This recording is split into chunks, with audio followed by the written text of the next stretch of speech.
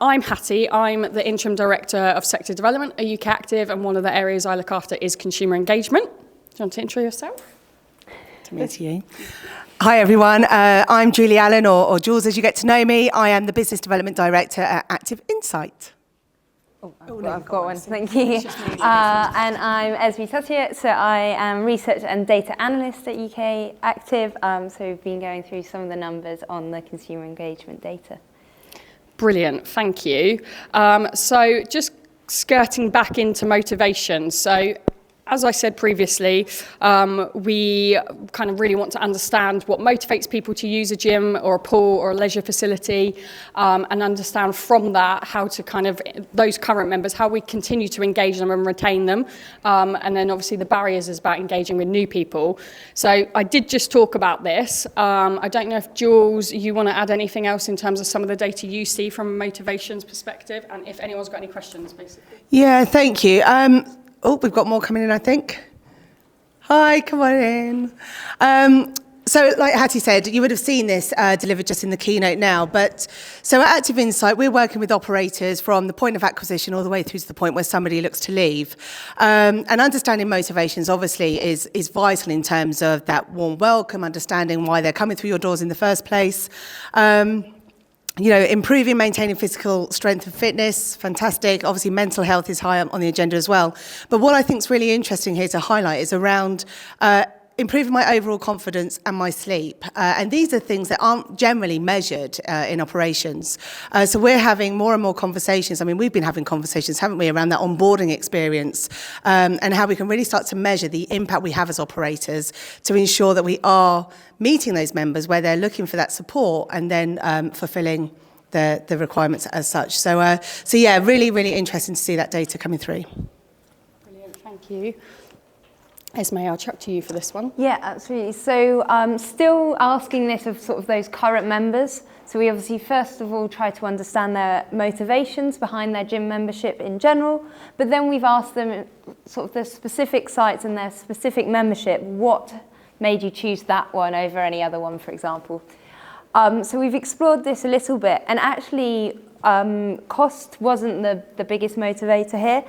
It was location, they were saying, was what they mainly were using to base when to get their membership. Other things that were important were quality of facilities. And I think, rather importantly, in the green there at the bottom, personal recommendations was also high up on the list. So again, what can we, if we're engaging our current members, then they're going to go and tell their friends and family and get more members through the door. So I think that's a really important one as well. Yeah, can I? Thank you. Yeah, absolutely. And just to really focus on the personal recommendations, when we're out working with operators, we talk all the time around a loyalty mindset. How can we create raving fans, those promoters? And again, it will come back to measuring that. And NPS, the Net Promoter Score, is a key tool in understanding, are we creating those people that will go out to our community and say, you need to come to my centre, they're fantastic. My club are amazing. They make me feel fantastic. I've noticed my sleep's improving. You should come here. They're great. And that is a key way of driving our businesses and growing through those recommendations, through those referrals. So yeah, in terms of if you're not measuring your customer experience at the moment, that would be one of the key takeaways from today, to understand, are you creating those raving fans who are going out in that community saying, oh, I've just had my transformation program, 12 weeks, you know, I've been supported, I've now, you know, increased my confidence, et cetera, et cetera. So again, really, really vital that we're starting to measure that. And then maximize those referrals, you know, bring them in. You know, these people are going out, like I say, selling you guys. So it's a really, really key part of decisions when joining a facility. Brilliant. Does anyone have any questions so far? No? Brilliant. So moving on, we have recently, so this isn't in all the waves, so we started looking at health perceptions and people with a health condition back in January. So we're going to continue to do this over the next few waves and months and years to really kind of look at those people with long-term health conditions and how that differs between people without. So Esme, do you want to just talk to some of this initially? Perfect. So what we collect lots of demographic data, but as Hattie mentioned, we've collected and asked people if they sort of identify with a health condition. So then what we've done is sort of start to break that down a little bit and explore those motivations that we mentioned earlier for memberships.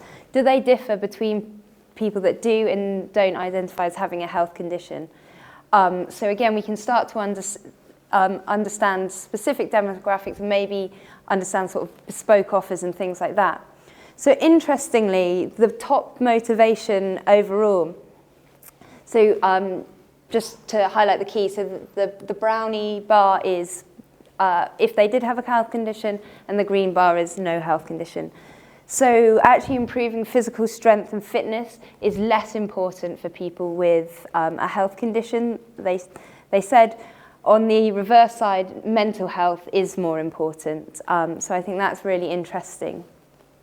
Yeah, absolutely. So as you'll recall from the top 5 motivators, that just differs very slightly compared to those without a health condition. Jules, any? No? Yeah? Sorry, I'll go to the next one. Okay, sure. Yeah. Okay, and then looking now at barriers, which is obviously probably where more conversation can happen because it's about engaging those people that aren't already engaged.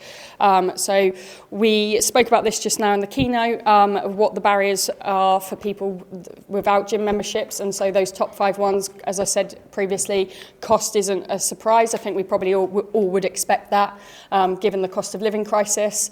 And there's no need for membership, not interested in a gym membership, and then the feeling comfortable and the confidence piece, which I touched on previously, for me is really important because actually there's some really quick wins there that we can change and do to kind of support people in feeling comfortable and building their confidence.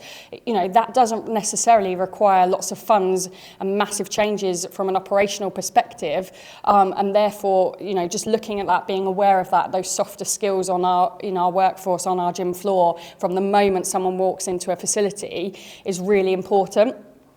Jules, I know you'll have something to say. Yeah, thank you. So there's quite a few things actually around this slide. So firstly, cost of membership, and absolutely cost of living crisis. There's a tipping point in terms of affordability, but I'm pretty confident. Just a quick show of hands, who are operators in the room here? I'm sure you all have wonderful facilities, so this isn't a criticism at all, but I'm pretty sure if we said, right, free use for everyone today, I don't know if we'd have a queue going out the door. Is that fair to say that, Aaron? I don't know. You've got great sites, so it's hard to say. But it's that perception of value. Am I getting value for money? And actually we saw in the keynote in terms of attendance, you know, we're not driving those return visits week in, week out. So actually those sessions are going to become expensive. We're not going to see the value from it. The ones that I find really interesting along this, and sorry, just to add to the cost of membership, we conduct research that supports UK Active's consumer engagement polling, and cost is always the number one barrier. We deliver a lot of consultation work. Cost is always the number one perceived barrier. But again, when we start to drill down, we understand that it is that value proposition. No need for membership, not interested in gym membership. I want to focus really on the bottom 2 here around I feel uncomfortable at the thought of joining a leisure facility. So just to go back to my earlier point around referrals, recommendations, creating those promoters, those raving fans, the more people who are out there in our community talking about the wonderful benefits of being a member and being a part of your community will then break down those perceived barriers to other people as well. We've just conducted some research that we're going to share in the next session with Explore, but I'll give you a little bit of a taster of it. We wanted to understand, we know the motivations, but how do people actually feel when arguably they, you know, lift the heaviest weight when they come through the door for the first time? And again, there'll be no surprises when I tell you that as people get older, we started to see more words such as I feel intimidated, I'm nervous, it's daunting. Tam, I know this is a phrase that you often use, and I have hijacked it and use it as well. It's all around meeting members where they are. So Hattie, you just started talking around those soft skills. So one of our recent studies showed us that the difference between remaining inactive and becoming active for 67% of inactive people is a warm welcome. But again, how many times do you either go into your club or other clubs and there is no welcome there? And it's not just at reception, it's when they go to their chair-based exercise, it's when they go onto poolside, wherever they may be going. So those soft skills are absolutely vital. Again, I do not have the confidence in joining a gym or leisure facility. Now, again, I don't know all of you in the room, but I'm pretty sure, and again, direct me if I'm going off on a slight tangent, as I typically can, I know, that you'd want your members to feel welcome, that they feel included, that they're part of a community, that they have a sense of belonging. But if people are feeling nervous about that first step, we need to think about our comms, how we speak, the language that we use. And again, I'll keep coming back to measure and experience and having promoters out there in our communities telling people, don't worry, it's a safe space to be. You know, I think this is something we really, really need to focus on, because again, we've seen through our consumer insight panel that there is a strong desire to be more physically active. 8.5 out of 10 people consistently say they would like to be more active. But things like this, not having the confidence, not relating to that environment, is stopping people from being able to achieve that. So there's lots of tangible takeaways that we can start to dive into, which we might get to in a bit. Thanks. Thank you, Jules. So I touched on earlier the work we're doing with This Girl Can that started off back in 2020, 2021. And I touched on that because that feeling uncomfortable, that, you know, not being confident to join a gym is really prevalent for women and girls in particular. So we did a specific piece of research with This Girl Can that looked into kind of women and girls' perceptions of our sector, what those barriers were, what the motivations were, what they wanted to get out of it. And we developed a guide called How to Improve Your Services for Women and Girls, as told by the 51%. That was a test of my memory. And within that, there's real tangible kind of recommendations of how you can go about understanding the insight and data. So everything is underpinned by data and insight. It's not just, we think that would work.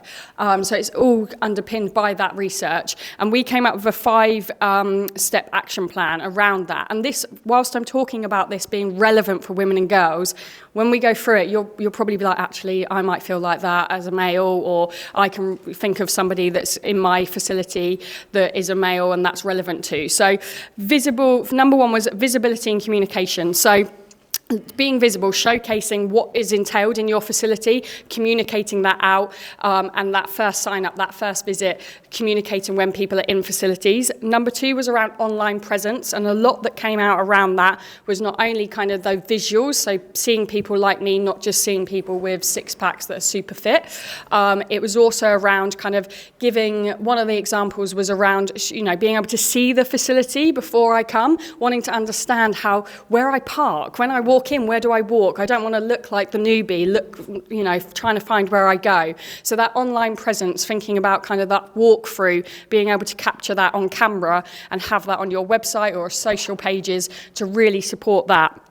Then, to Jules's point, it's that first visit, first sign up, signing someone that's really inactive, and especially for women and girls, signing up is a big deal. Like, we all work in this industry, so you probably don't necessarily think about it too much, but if you liken it to something like your first day of school, for example, those butterflies, those nerves, that's how people feel when they come to our facility sometimes as a first timer. So it's about that first visit, that first sign up, that welcoming experience, and then finding the right activity. And this is something that I talk about a lot. So not being afraid as a consumer to go try something that doesn't work. That doesn't mean you have to give up on your fitness and physical activity journey. And that's the message we should convey when they're in our facilities. Okay, so that workout didn't work for you, but actually, have you tried this? Or we can offer this. And really making sure that they take their time to find something that works for them. They shouldn't hate it. They should love it.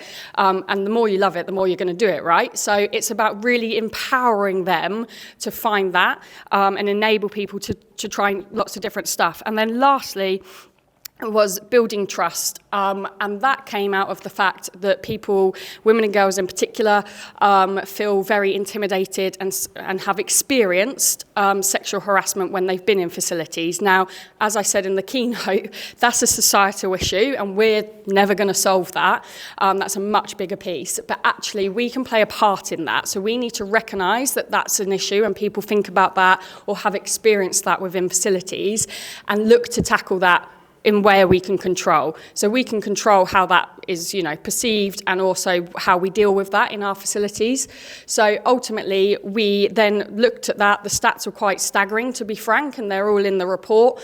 And then we worked with This Girl Can and have developed, alongside SIMSPA, a new project called Safer Spaces to Move, which is coming up to a year old, which is looking to work with the workforce, to equip the workforce to deal with, people that may come to them to talk about examples of harassment that they've experienced, how they report that, what that reporting mechanism should be. So how do you deal with that at your facility?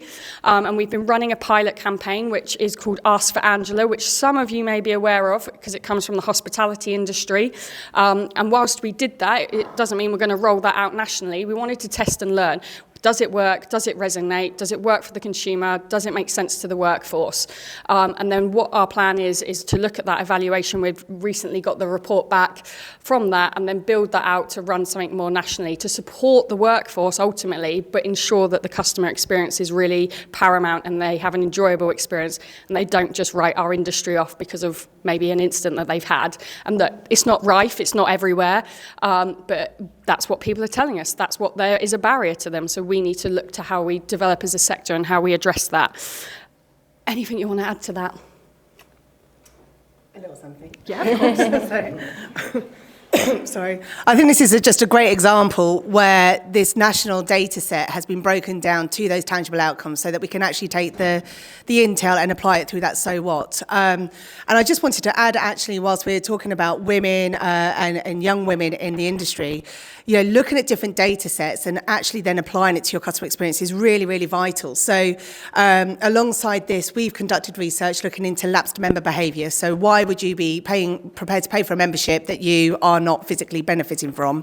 Again, cost of living crisis, it kind of goes against all senses for someone to be paying for their membership.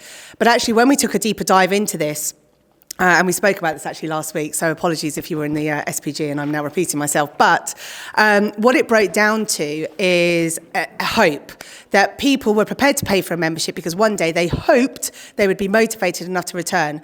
And the reason I'm sharing this with you now is when we, again, took a deeper dive, it was more women than men that related to. So designing those experiences so they're going to engage, motivate, ensure they keep coming back. Like Hattie said, if there's something that someone tries but it doesn't work out for them, creating an environment where there is trust, where someone can say, do you know what? I just didn't really feel that Zumba class. I want something a bit more this. Okay, right, well, let's direct them, come and try that. So it's just a really great example, I think, of that national picture being broken down to something really tangible that we can take back into our operations. And I would just say at this point, sometimes data can be quite overwhelming. Like I'm saying, look at all these data sets, and it's like, what do I do with it all? Reach out to, us, to ukactive, because we can support you, create those strategies that you can then go back and implement with your teams to ultimately get more people more active more often. Oh, I didn't know I was going to bring that in, but check that out. Yeah, where did that come from? Yeah, I'm impressed. So just sort of looking into some of the other data that we've got, I'll pass back to Esme to just talk us through this, but this is another example of what we look into. Yeah, and so this one, we ask to the people that are former members, so to try and understand why is the reason that they've stopped their membership. Obviously, these insights are really sort of important to try and prevent those memberships being cancelled and aid with retention. So we asked them what was the factor that caused you to sort of stop your membership. Again, price is coming back out, so too expensive generally. So it really feeds back into that value. And to support this, people saying they're not using it enough. That's quite ironic. I was going to come to this door, but I went next door. The lady next door, while I walked out, was telling me to put my gym membership up by 30%, which contradicts what you're telling me now. It's too expensive. 30%. Okay. I can jump in on that. Yeah. That's okay. So it's. She's an accountant. Sorry, accountants usually kill businesses. So, obviously, Come in here. yeah. I've been doing this over 20 years now. Sure. And I agree with what she's saying. My gym membership started at $23.50. My contracted membership is now $23.99. Mm-hmm. My uncontracted is $30. So I've tried to sort of bias people to push towards locking in and getting that continuous membership. Yeah. She's telling me to put it up. Well, every business model is different, and obviously I'm not in that session, so I can't comment on Debbie's comments necessarily, but what I can share with you is some insight that we gathered through our panel. We went out as the cost of living crisis was sort of really gathering momentum, and we went to public operator members and private, and we asked the question, how sensitive are you to a potential price rise of 0, 5, 10, 15 and 20%? Because we were at a point where we were having to look at our business models and having to look at pricing. And I appreciate this is sort of last year data, but again, I'm pretty sure the principles, if we went and did it today, would be the same. And we saw typically, and Debbie might, I'll need to catch up with Debbie because we're here to support you guys, not to conflict with each other. But we saw for the private sector independents a more willingness to pay a bit more for their membership. So you were looking at sort of 10 to 15%. Now this is based on last year's figures. I need to just add that in here. But again, it will come back to value. If I see value, if I am enjoying it, if I feel like I'm progressing towards my goals, if I'm feeling a sense of part of a community, even for those members that come in with their headphones in, get in, want to get the job done, but are getting those benefits, there will be that tipping point, and you know your business far better than we do in terms of what someone's willing to pay, but it comes back to delivering value. This data here is obviously a massive, broad data set, and the consensus is it's too expensive. As I said earlier, that will always translate as I'm just not getting value from it. So we need to be clear on who we are, how you want people to feel when they're part of your club. If you are a independent operator that is having a budget model, then you're not going to expect to be spoken to and engaged with necessarily. But if you're a club where you're like, we're going to support you, we've got these wonderful programs for you, we're going to, you're part of our community, then you need to deliver on that. So it's bringing all of that together. So I'm not sure if I'm answering your question or coming to your point, but again, I can share the data with you in terms of price rise sensitivity, and then you can look at your model and potentially apply it. But in this instance, it's certainly around I'm just not getting that value, therefore it is expensive to me. Esme, did you want to say anything on those other points? No, I think Jules sort of highlighted it really well, but obviously people sort of not using it enough, again, would reflect that they're not seeing the value. And losing motivation. So again, is there something we can do there to try and bolster that motivation, get them back in more frequently through the gym so that that value's there? Just to touch on we ask specifically related to cost of living, and it's a little bit fluctuating, but again, in the latest wave, we can see that that's on the rise a little bit. So there's a dip in January, but again, whether that's impacting on people's memberships and things like that. We're looking at exploring a little bit more, again, we've only got early data on this, but what people are sort of spending their money on to try and unpick that a little bit as well. Yeah. Could I just have something? Yeah, I'm sorry to go back. I just wanted to, last thing on this before we do move on, around loss of motivation, don't have enough time. So again, when we're always going out through our panel, our top 3 barriers are always cost, don't have enough time, motivation. Now, we work with operators all the time, and we're really taking this data, but then looking at that behavioural change. How do we influence behavioural change? And this is a whole team approach. It's not just the gym. It can't be just the gym team. It's anyone can ask the question, Aaron, good to see you today. When am I going to see you back again? To help drive Aaron's new behaviour. Without any doubt, when I go out and work with teams, we'll look at the barriers and we talk about cost and that value proposition, and then we look at lack of time and motivation. And to get to that point, we've built up a picture of what their customer experience is, and I will ask the team, and I have DMs attending, GMs, area managers, front of house, casual team, lifeguards, Group X, health and fitness, and I ask the question, can you influence motivation and time? And they all agree they can. And they can through engaging effectively. So again, if someone says, for instance, right, Jules, I've not seen you for a while. Oh no, well, I've been out on the road, this and that, da, da, da. Right, well, let's do a quick program for you now, because I know you haven't got a lot of time. Understanding me and then meeting me where I am, motivating me. Again, I'm not suggesting you have to high-five your members every time they come in, although I met the most amazing manager yesterday who definitely does that. We're trying to show is that's right, that this is what people are telling us, this is what we are learning, that's what the consumers are saying, and therefore those things, those moments are really paramount. So just to move on, I'm really quite conscious of time, and I know there's a fair few slides left, and I want to take questions. So barriers and how they differ between health conditions, Esme. Yeah, so just similarly to what we did earlier, we dived into those that did have health conditions and didn't, exact same colours again, just to understand if those barriers differ for these demographics. So again, we're seeing, and I think I'll sort of jump on to rather sort of sadly, feeling uncomfortable and not having the confidence is actually an even bigger barrier for people with health conditions. So just like we outlined earlier, similar to sort of This Girl Can and all those campaigns, again, understanding the demographics and making sure everybody feels safe and comfortable in our spaces is really important. Excellent. And then we've got some slides here. On that last one, yep. Was there any specific health conditions included within that metric, or was it how broad was it, or how specific? Yeah, so we ask people about 13 different health conditions if they do or don't have them, and then if they sort of say yes, I do have one of them, then they all get pulled, and then if they don't, So quite big, then broad. yeah, so it's so it's like cardio sort of health conditions, MSK, musculoskeletal, mental health, anxiety, depression, like a real broad spectrum. But we can delve into kind of the top 5. Not here, or any data on the differences between those two different things. Yeah, we are. The psychological components to it and physical components.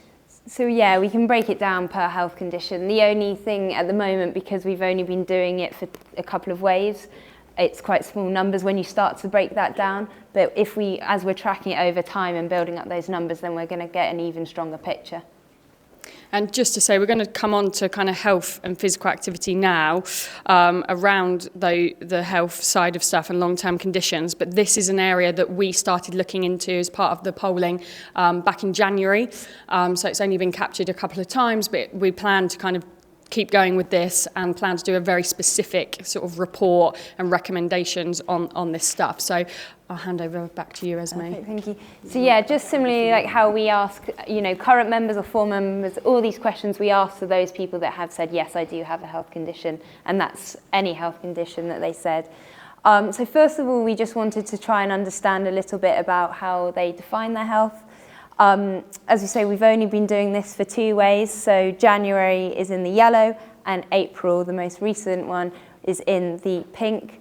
Not too much difference between them, but most people sort of saying to them, health is about being physically fit and well, and then sort of maintaining their overall health, and then including sort of social and mental well-being there as well. Again, like we could go further down and start unpicking that. Does that differ between somebody that identifies with a mental health condition, for example? As we say, the numbers are just a bit too small at the moment on that one. Yes. I know we're going to sort of dive into the importance of being physically active in terms of health in a moment. So.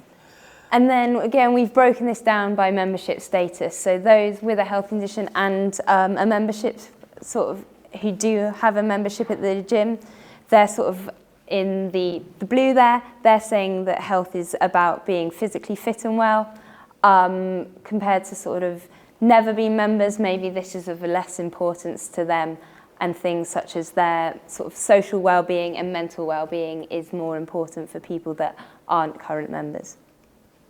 Keep going, Esme. We're on a roll. Yeah. So again, still asking the same people. We wanted to understand about the awareness of the support they can get in their facilities. So actually this is not many people aware, slight higher awareness in April, but only sort of 26% there, and under 20% are aware. So again, there's a massive storytelling piece here. With almost 70% being unaware. So how can we increase that awareness? And then just asking a little bit about preferences for support. Would they want their sort of treatment, their physio, that kind of thing to be delivered in a hospital setting? Or actually would they be happy to have this in a sort of local gym and leisure centre? And again, looking at breaking that down as well, we've got some insights there. Overall, sort of hospital is marginally the preference, but as you can see, particularly sort of in the latest wave, leisure centres are almost sort of catching up there. And we've broken this down once more again by gym membership status, and as you might not be surprised by, those that are current members, so that big pink, there's a lot more awareness, and also they much prefer their treatments to be in a gym or leisure centre. So again, how can we sort of shift that focus on these sort of non-members to increase that awareness, and also how can we try and encourage them to receive their treatments at local gyms or leisure centres. Lovely, thank you. So this really brings us to the data that we have looked at via our consumer insight panel to support the UK active consumer polling. And again, no surprises, we're sort of telling you quite a lot of obvious stuff here today, but the facts are that people who exercise regularly are more likely to want to go to a health club, leisure centre, facility for treatment compared to going down the traditional route of a GP, etc., hospital. And whilst that might not seem surprising, actually, when you unravel everything that we've spoken about today, to make this happen and really support this pivot towards health, we need to start consistently creating, delivering experiences that people want to be a part of. Because once we do that and we start to drive those return visits and that behavioural change, we start to really shift that needle in terms of where people will go to seek medical support rather than the traditional route. Hattie, I know you want to open it up to Q&A, so I will pause there, but really, really important that when you bring it all back, it's just about creating an experience. Absolutely. So, as I mentioned, the QR code to get to the report is there in the corner, but any questions? Yes. Before I say the next question, I will say I have an agenda on my gym supplements and stuff. Yep. So when you say facilities, is that just in terms of like mats and physical like exercise equipment you use, or can that also include like cafes, vending machines, types of consumables on site like protein powders and stuff? So when I talk about facilities in this context, it's about your traditional bricks and mortar gyms and leisure centres, pools, your independents obviously, but yeah, your general chain facilities that people are accessing to be active. Yes. Was each wave the same respondents, or how was each wave pulled together to make them comparable? Yeah, so unfortunately it's not the same respondents, so it is just a representative sample of about 2,000 people each time. Yes, so it could be completely different. So obviously when we're tracking those trends, there is always that caveat that it could just be discrepancies between those particular respondents. So it's trying to understand that national picture as well. Any more for any more? No? Well, thank you very much, and we're around all day, so if you do have any questions on any you think we've mentioned today, just come find us. Thanks, guys. Thank you.